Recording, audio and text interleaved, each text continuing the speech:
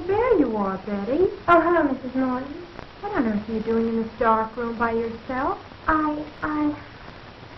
Mrs. Morton, may I speak with you a moment? Of course, dear. But why aren't you with the others in the laboratory? That place frightens me. Oh, it's not that bad. Although I admit it's a bit gloomy. And that horrible mechanical man. I can't stand to look at it any longer. You're overwrought, Betty, dear. There's nothing horrible about a mechanical man. Frank has been working on it for 2 years now. And Jim has been helping him for a year.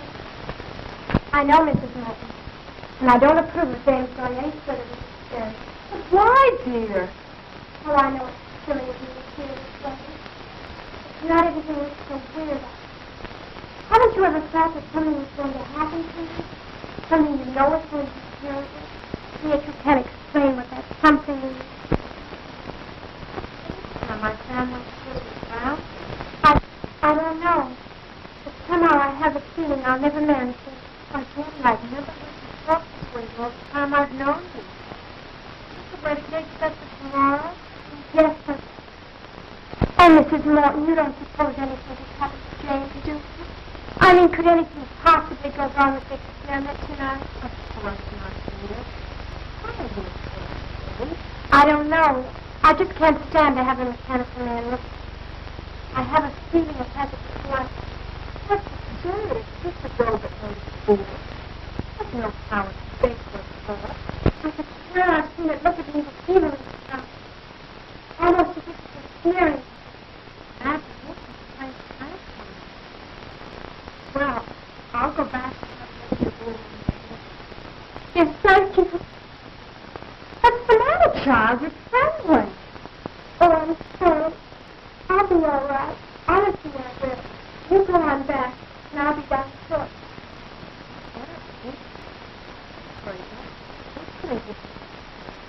I'm sorry, Mrs. Morton. I'll be all right. You go on. That's it. Sorry, Diana.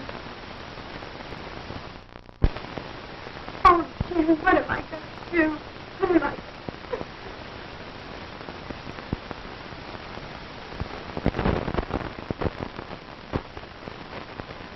There we are. Mm-hmm. Now that should be just about it. Gee, Pop, will you work now? I hope so, son. Oh, Uncle Frank, are you going to make him walk? Yes, in a few moments, Janet. Oh, I'm so excited. Good. Will he be able to talk to Uncle Frank? Of course not, silly. Uncle Frank told you that 20 times yesterday. No, Mary's right, Janet. You see, this is just a mechanical man. He won't be able to talk. That's about the only thing he won't be able to do, though, Janet. You're right, John. The doctor's mechanical man will be able to do about everything a human being can do, except talk.